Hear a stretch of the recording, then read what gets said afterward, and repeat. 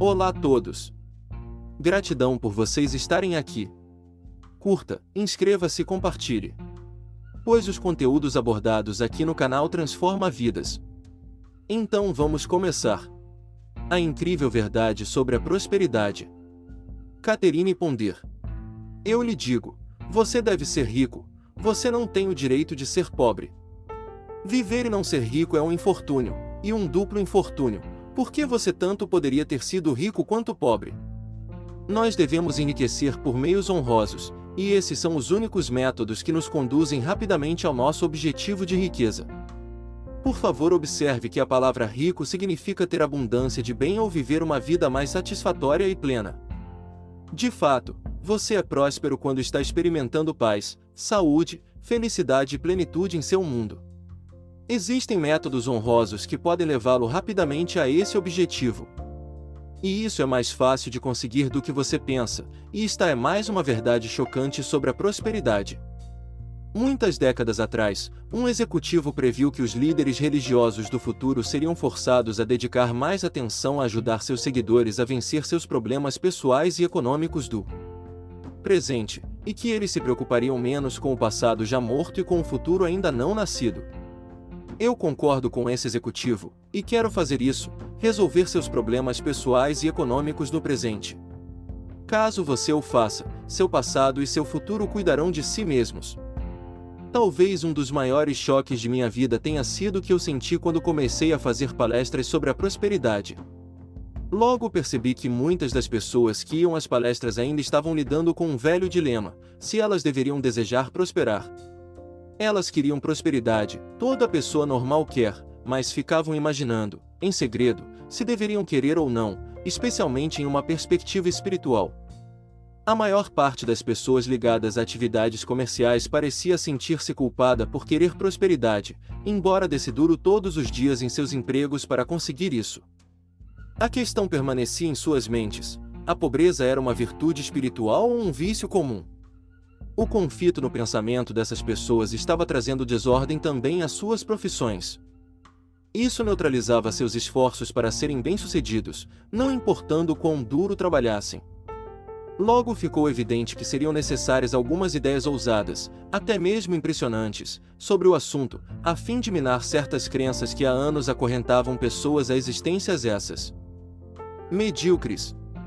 Percebendo isso, passei várias semanas explicando a elas como Deus, o homem e a prosperidade estavam todos divinamente relacionados.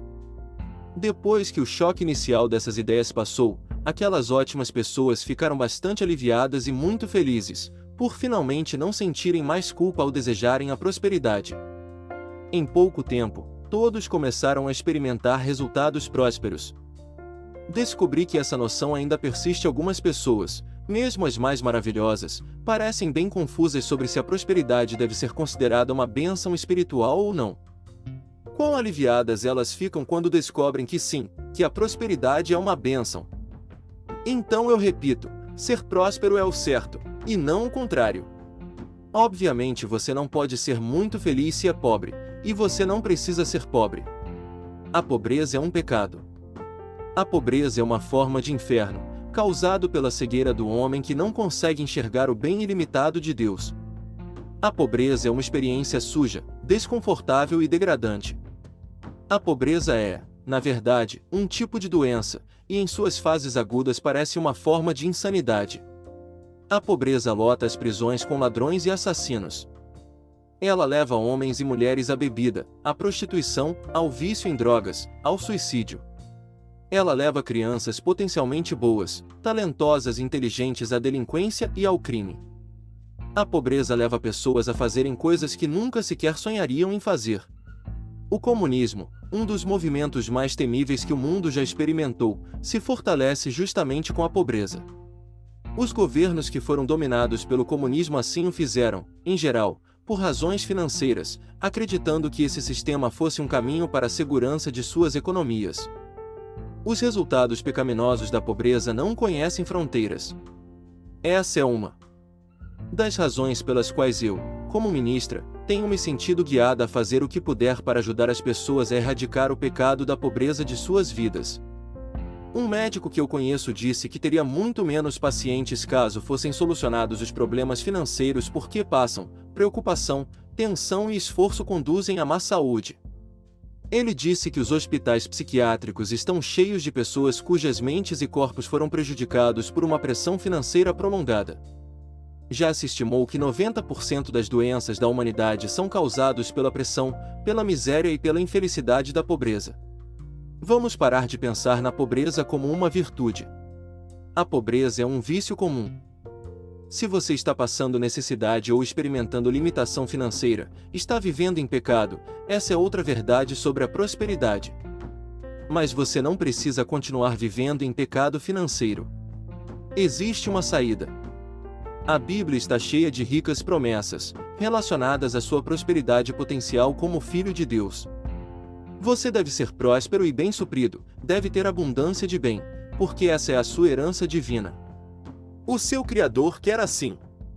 Essa é a verdade chocante a respeito da prosperidade. Além disso, você não pode fazer o bem nem a si mesmo nem a outra pessoa se não for próspero. Aquele que não deseja ser próspero é anormal, já que, sem prosperidade, vive-se uma vida normal.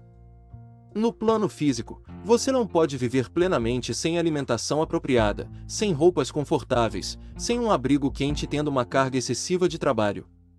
O descanso e o divertimento também são necessários para a sua vida física. No plano mental, você não pode viver plenamente sem atividade mental criativa satisfatória, sem livros e tempo para lê-los, sem apreciar música, arte e outras manifestações culturais, sem oportunidade e recursos para viajar e se associar com pessoas que tenham os mesmos interesses que você. Para viver em plenitude no plano espiritual da vida, você precisa de tempo para uma contemplação tranquila, para meditar, para orar, para estudos espirituais, para ir a palestras e para conversar com pessoas que estão no mesmo caminho espiritual que você. Portanto, é de suprema importância para o seu bem-estar e desenvolvimento físico, mental e espiritual que você seja próspero. Não arrume justificativas para suportar a falta do bem ou para aceitá-la como uma coisa permanente em sua vida.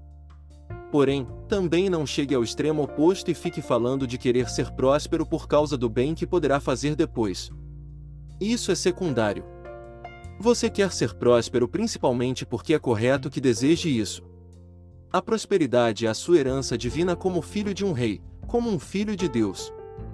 Não há razão para você pensar na prosperidade como algo separado de sua vida espiritual ou além do escopo da religião. Você não precisa tentar viver em dois mundos, onde tem de cuidar de todas as coisas durante 6 dias e depois, no 7º dia, dar a Deus a chance de mostrar o que Ele pode fazer.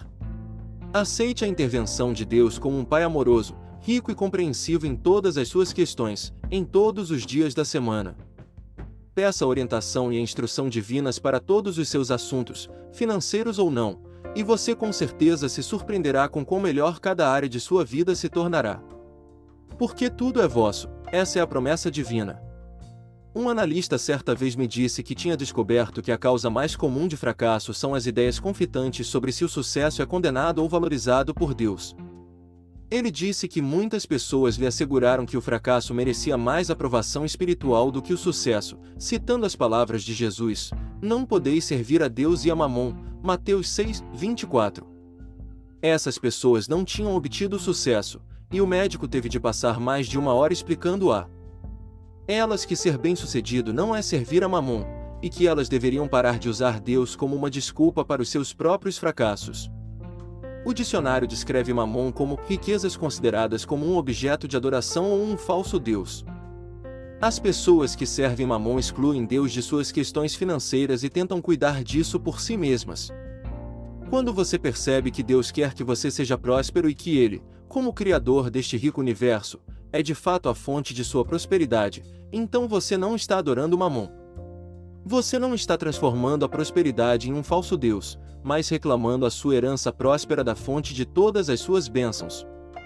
Jeová indicou a atitude espiritual correta a respeito da prosperidade quando disse a Moisés para lembrar aos filhos de Israel: "Antes te lembrarás do Senhor teu Deus, que Ele é o que te dá força para adquirires riqueza." A palavra riqueza significa viver bem, e é isso que o pensador próspero deve trabalhar para conseguir. e isso que ele deve esperar como seu direito espiritual. Talvez você esteja se lembrando, a essa altura, de uma declaração que eu também ouvia quando era criança, e que me confundia sobre a prosperidade ser uma bênção espiritual. As pessoas costumavam dizer: eu sou pobre, mas sou um bom cristão. Mesmo que eu venha de uma família que tenha gerado ministros, eu sempre estremecia ao ouvir isso.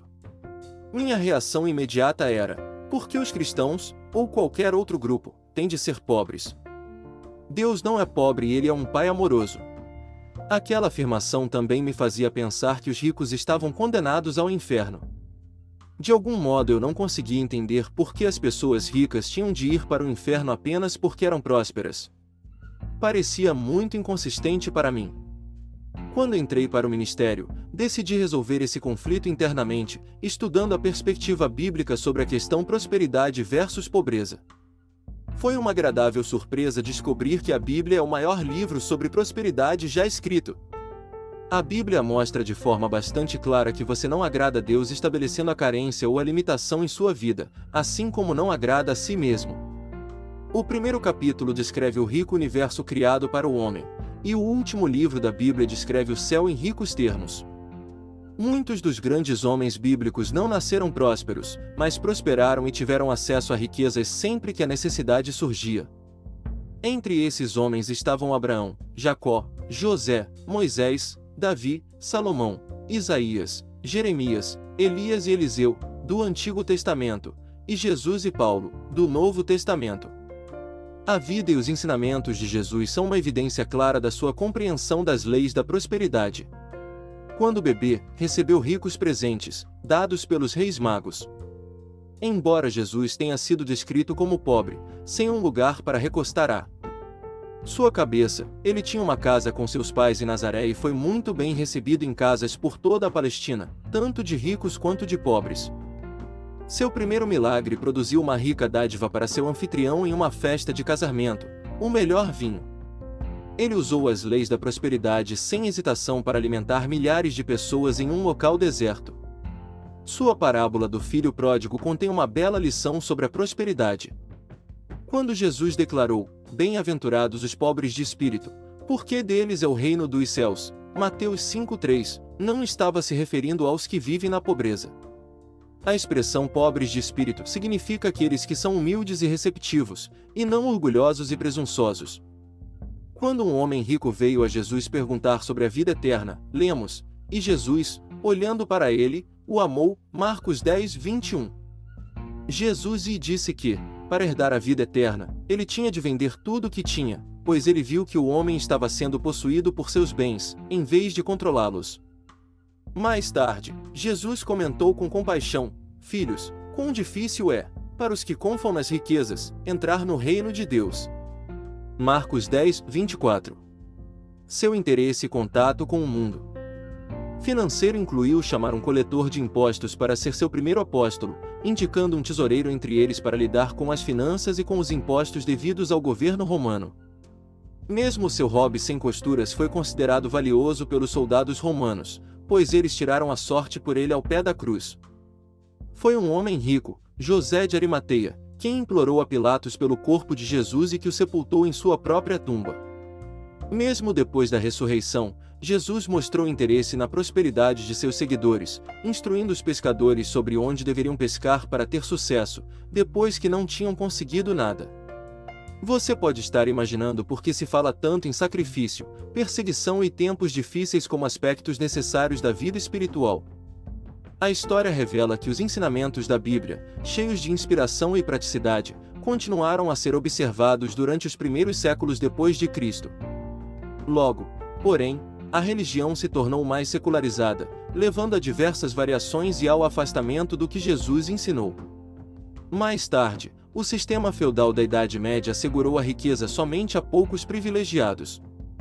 Durante esse período, os preceitos de pobreza e penitência foram oferecidos às massas como único meio de salvação, transformando a carência e a privação em supostas virtudes cristãs.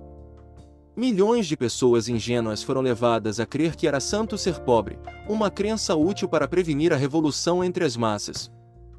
Algumas dessas ideias feudais sobre a pobreza como uma virtude espiritual têm persistido até os dias de hoje. Contudo, elas são falsas, concebidas pelo homem, não refletindo a rica verdade de Deus para mim e para você. Portanto, não peça mais desculpas a você mesmo ou aos outros por querer ser próspero. Esse é um desejo divino, ao qual, portanto, deve ser dada uma expressão divina. Você pode ousar dar graças, pois a prosperidade é a sua herança divina, o desejo do Pai para você é o bem ilimitado, e não uma mera existência medíocre.